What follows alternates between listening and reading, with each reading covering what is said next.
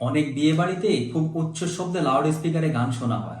রাত্রে 3টা 4টা পর্যন্ত, এমনকি সারা রাত গান চলে।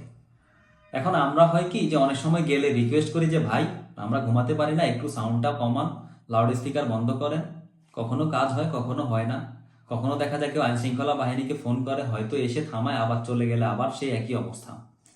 তো এটার জন্যে খুব বেশি ঝগড়া ঝামেলা না করে আমার মনে হয় কৌশলে এই ধরনের কাজগুলোর ক্ষেত্রে আমরাও পাল্টা প্রতিশোধ নিতে পারি।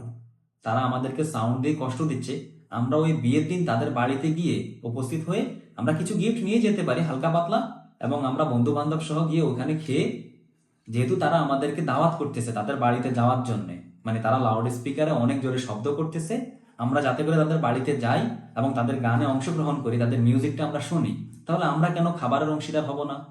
আমরা গানের অংশীদার হতে পারবো, আমরা মিউজিকের অংশীদার হতে পারবো, খাবারের অংশীদার হতে পারবো না? এটা অন্যায় হবে। আমার মনে হয় আমরা যদি এটা করি, আজকে যারা খুব লাউড স্পিকারে তাদের টাকা খরচ করে আমাদেরকে গান শোনাচ্ছে, তাহলে আমাদেরকে তাদের টাকা খরচ করে খাওয়ানো উচিত। এবং আমরা এটা করতে পারি, খুব সুন্দরভাবে ভদ্রভাবে যেতে হবে, সেখানে উচ্ছৃঙ্খল আচরণ করা যাবে না। খুব সুন্দরভাবে যাবেন, খাবেন, চলে আসবেন। আমার মনে হয় কিছু জায়গায় এরকম করলে এরপর সবাই বন্ধ করে দিবে। অ্যাটলিস্ট খাওয়ানোর ভয়ে হলেও এরকম আর গান বাজনা করবে না, যে আমাদেরকে যেরকম গান বাজনা করলে খাওয়াতে হবে। আমার মনে হয় এই কৌশলটা প্রয়োগ করে আপনারা দেখতে পারেন, তাহলে হয়তোবা সাউন্ডের হাত থেকে বেঁচে যাবেন।